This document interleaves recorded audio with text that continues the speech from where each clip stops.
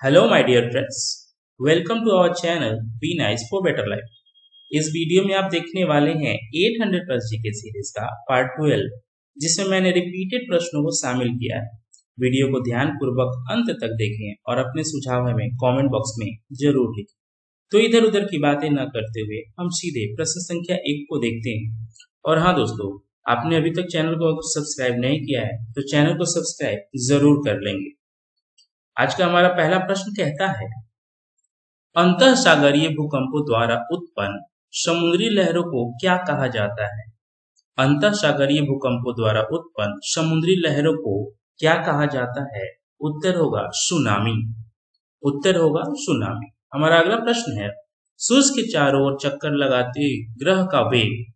सूर्य के चारों ओर चक्कर लगाते ग्रह का वेग उत्तर होगा अधिकतम होता है जब सूर्य के समीप होता है।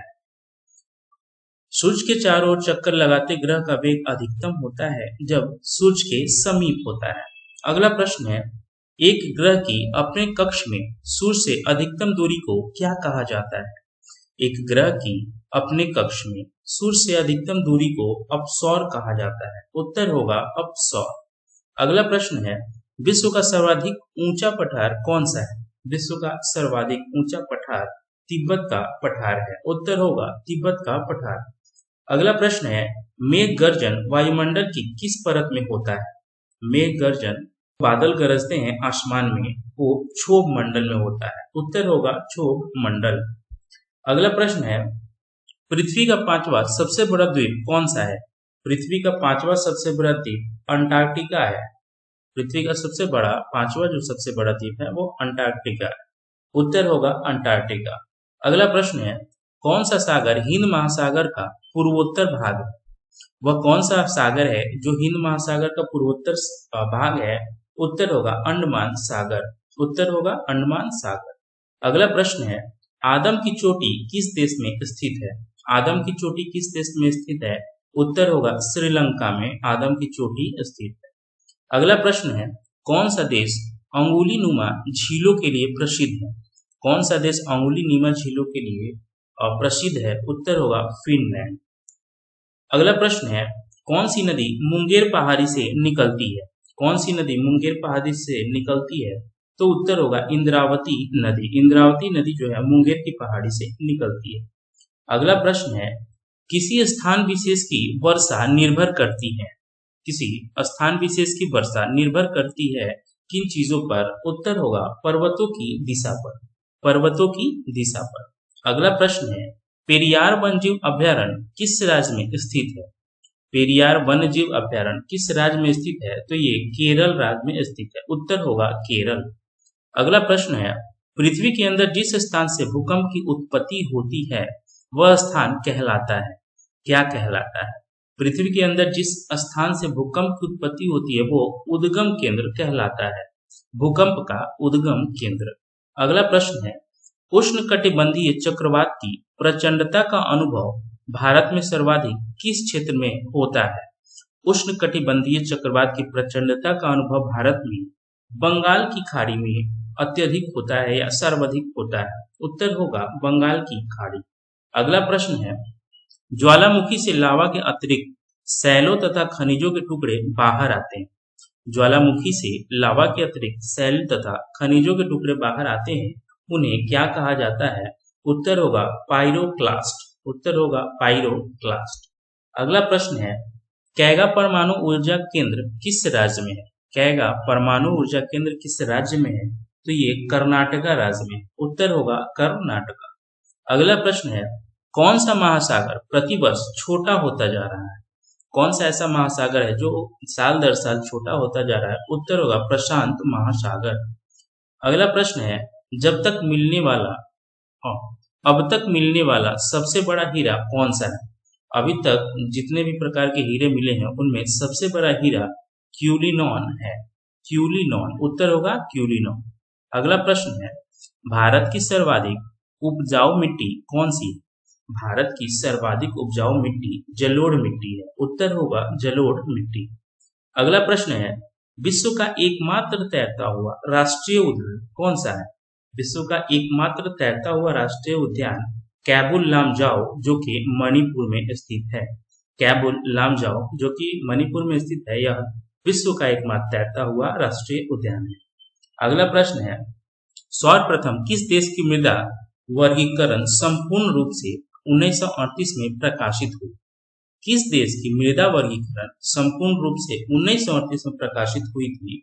ये उत्तर होगा संयुक्त राज्य अमेरिका। संयुक्त राज्य अमेरिका। अगला प्रश्न है, उत्तरी भारत में गर्मियों में चलने वाली गर्म पवनों को क्या कहा जाता है? उत्तरी भारत में गर्मियों के दिनों में जो गर्म पवनें चलती हैं उन्हें लू कहा जाता है। उत्तर होगा लू। अगला प्रश्न है, उत्तरी गोलार्ध में वर्ष का सबसे लंबा दिन कौन सा होता है?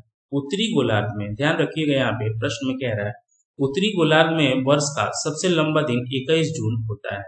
उत्तर होगा 21 जून। अगला प्रश्न है, हिमालय 123 हिमालय 123 किसकी एक किस्म है? ये मक्के की एक प्रकार की किस्म है, हिमालय 123।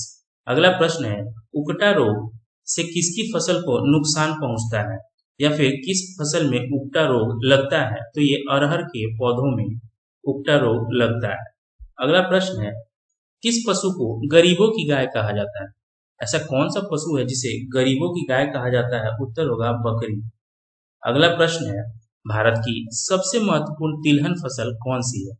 भारत की सबसे महत्वपूर्ण तिलहन फसल मूंगफली है। उत्तर होगा मूंगफली। अगला प्रश्न है, नील नदी के डेल्टा क्षेत्र में सर्दी के मौसम में कौन सी फसल उगाई जाती है? नील नदी के डेल्टा क्षेत्र में सर्दी के मौसम में कौन सी फसल उगाई जाती है? तो वहां गेहूं की फसल सर्वाधिक उपजाई जाती है। अगला प्रश्न है, केंद्रीय खनन अनुसंधान संस्थान कहाँ स्थित है? केंद्रीय खनन अनुसंधान संस्थान जो कि धनबाद में स्थित है। उत्तर होगा धनबाद। अगला प्रश्न है, किसे पक्षियों का महाद्वीप के नाम से जाना जाता है? पक्षियों का महाद्वीप के नाम से किसे जाना जाता है? तो ये दक्षिण अमेरिका को पक्षियों का महाद्वीप के नाम से जाना जाता है। अगला प्रश्न है, किस राज्य में साइबेरियन सारस के लिए आदर्श प्राकृतिक निवास है? किस राज्य में साइबेरियन सारस के लिए आदर्श प्राकृतिक निवास है?